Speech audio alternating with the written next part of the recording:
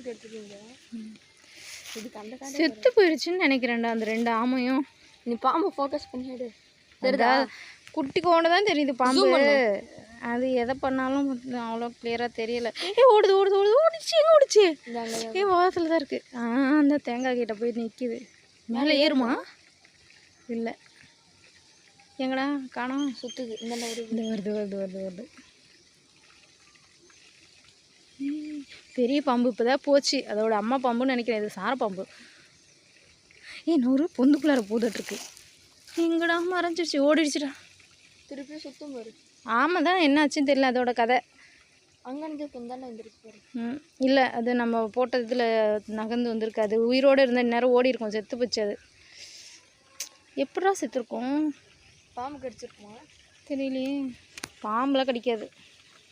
இன்னும் தெரியல. தண்ணி இறக்கி